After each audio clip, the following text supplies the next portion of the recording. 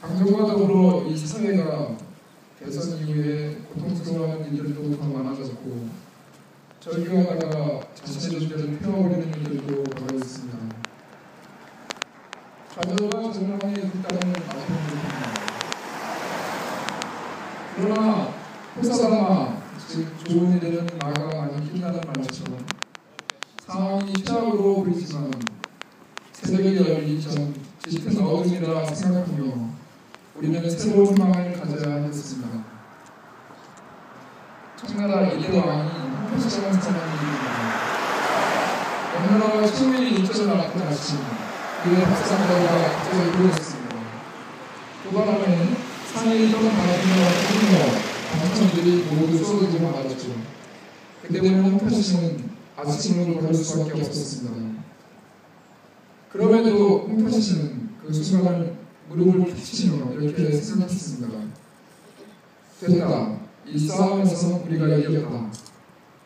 오늘부터는 이런 아무 소방이 아니라 명나라 궁중에서 쓴 그 소방에 밥을 먹으라는 하늘의 뜻으로 되시라. 사기 추천한 홍표시와 그의 군대는 필승의 신념으로 명나라 군대를 격파하고 전쟁을 승리로 이끌었습니다. 자칫 불길하게 여길 수 있는 징후를 희망적으로 해석한 홍표시를 본받아야 하겠습니다. 이제 이 예단하고 좌절하고 절망한 것은 어리석은 일입니다. 설령 우리가 예측한 대로 진행이 되더라도 절망하는 일은 아닙니다. 왜냐하면 우리가 이룩하고자 하는 평화는 우리 마음에서부터 시작되어야 하기 때문입니다. 다시 말해 세상이 아무리 험하게 돌아가고 우리 마음이 고요하고 평화로우면 문제될 것이 없습니다. 그렇지만 우리 마음이 평화롭지 않고 또 평화롭지 않은 마음으로 평화를 이룩하려 한다면 아무리 정권이 바뀌어도 또다시 우리 마음에는 새로운 갈등과 우리를 화딱지나게 하는 일들이 생깁니다. 먼저 우리 마음이 겸손하고 평화로워져야 합니다. 성지지 완전히 죽어야 합니다. 주님께서는 마음이 부서진 이들에게 가까이 계시고 넋이 짓밟힌 이들을 구원해 주십니다. 그런데 주님의 권능은 약한 자 안에서 완전히 드러납니다. 이러한 말씀 따라 우리의 평화로운 마음에서 당신 전능하신 힘을 발휘하실 것이고 이곳에 평화를 이룩하실 것입니다. 몇 년 전에 부모님을 모시고 휴가를 간 적이 있는데 부모님은 작은 일로 자주 다투셨죠. 저는 주로 어머님 뜻에 많이 공감하고 어머님 편을 들었습니다. 그럴 때마다 아버지는 더 거세게 화를 내셨고 다툼에서 생긴 흥분은 사그라지지 않았습니다. 운전 중에 영상 강의 내용을 두 분께 도움이 되도록 틀었습니다. 이 내용은 아버님 듣기에 참 도움이 될 거다 라고 생각했는데 이렇게 백미러로 아버님 얼굴을 보니까 주무시고 계신 거예요. 또 이번에는 이 말씀은 어머님이 들으면 참 도움이 되겠다 싶어서 이렇게 어머님 쪽으로 보니까 어머님은 졸고 계시고 대신 아버님이 고개를 끄덕끄덕하면서 그걸 내가려 같이 하는 모습으로 만족하시는 것이죠. 평화를 이루기 위한 노력이 제대로 되지 않는다는 것을 깨달았죠. 결국 제 마음이 바뀌었습니다. 그냥 다투치는 것도 아직 하나같이 않은 친구가 싶어 반주하듯 바라보고 두 분이 다투시더라도 평화롭게 되었습니다. 그랬더니 두 분이 오히려 바로 조용해졌습니다. 제 마음이 논쟁에 휘둘리지 않고 평화롭기 때문에 그 영향을 두 분께 전달해 드렸다는 생각이 들었습니다.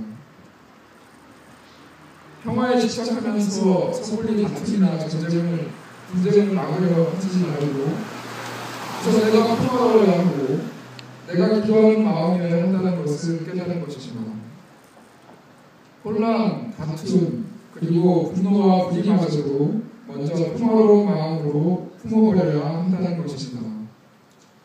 즉 평화는 욕심으로 얻어지는 것이 아니라 평화로운 마음으로 얻어지는 것이라는 것을 깨달았습니다.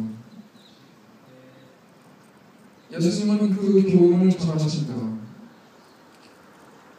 예수님을 맞아들이지 않는 사마리아 사람들에게 제자들은 주님, 저희가 하늘에서 불을 내리게 하여 그들을 불살라버릴까요?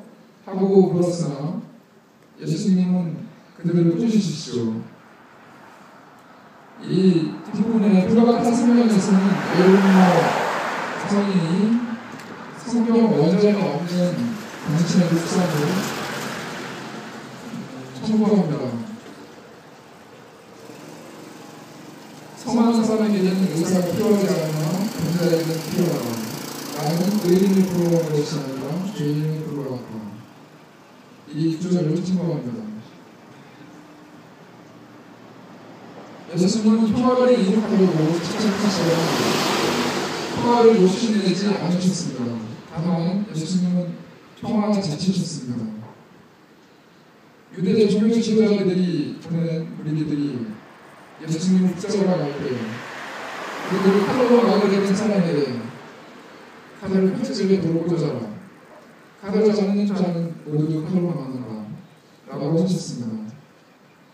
당신에게 죽음의 칼을 들이대는 이들에게 분노 대신 용서의 향기로 그들을 아버지 하나님께 공헌하십니다. 아버지, 저들을 용서해 주십시오. 저들은 자기들이 무슨 일을 하는지 모릅니다. 라고 말합니다. 주님의 제자들인 우리 역시 저들에게 불을 내려달라고 벼락을 때려달라고 기도하기보다 저들을 사랑으로 평화로운 마음으로 품어야 하겠습니다. 눈앞에 보이는 저 정경들과 의경들로부터 평화롭게 품어야 저 거대한 힘의 세력 속으로 평화가 침투해야 됩니다. 평화를 이루기 위해 분노와 투쟁으로 마음이 채워지면 오히려 평화의 길은 멀어집니다. 그리고 평화를 이루는 것은 어떠한 것도 평화롭게 보려는 평화로운 마음에서 시작됩니다. 육지가 권력을 찾는 욕망이 한이 없어서 그것을 얻지 못하거나 얻었다가도 상실이 크고 절망이 큰 것처럼 행복과 평화에 대한 욕망도 마찬가지이기 때문입니다. 그래서 그런 집착으로 행복을 찾지만 여전히 욕망하고 평화를 구하지만 여전히 아픈 것 같습니다. 이 욕망의 사이에 먼저 하느님의 평화, 하느님의 행복이 있어야 합니다. 오늘을 보면서 주님은 더러운 영혼을 쫓아내신다. 그분의 거룩한 마음이 더러운 영혼을 쫓을 수 있었던 것입니다. 이후에 제자들도 더러운 영혼을 쫓으려고 시도하지만 실패합니다. 더러운 영혼을 쫓아낼 거룩한 믿음이 없기 때문입니다. 평화가 평화를 이룩할 수 있다는 믿음이 부족했기 때문입니다. 톨스토이의 단편상이 바보이라는 내용에서 보면 마귀들은 욕심이 있는 이방의 형들을 망하게 했지만 이방만은 너무 착하고 바보 같았기 때문에 당연히 수가 없었습니다. 이방이 본주하기 전에 왕국이 있지만 그 왕국의 백성들도 이방과 비슷하게 바보같이 착하고 수박하게 살아가기 때문에 마귀의 때문으로 동원되어 그들을 나타내고 쳐들어왔던 병사들, 전국의 병사들이 그들에게 무엇이든지 다 주었습니다. 이렇게 예상치 못한 백성들의 태도에 군인들은 마침내 매니 빠져서 더 이상 싸우지 못하고 뿔뿔이 흩어졌던 것입니다.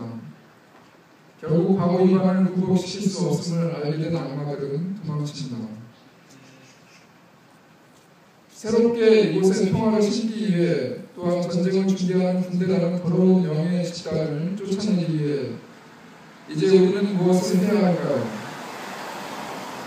평화를 발굴하고 평화를 위해 무엇인가를 하려고 하기 이전에 먼저 저희 자신들이 평화 자체가 되어야 합니다. 미카 예언자는 세상 평화의 출발점이 된 메시아 예수님을 이미 그 옛날에 지금 여기 있는 우리들을 위해 예언하였습니다. 그는 주님의 능력에 힘입어 주 그의 하나님 이름의 위엄에 힘입어 목자로 나섭니다. 그러면 그들은 안전하게 살리니 이제 그가 땅끝까지 위대해질 것이기 때문입니다. 그리고 그 자신이 평화가 되리라. 평화 자체이신 예수님의 마음이 우리 마음이 되도록 합시다. 감사합니다.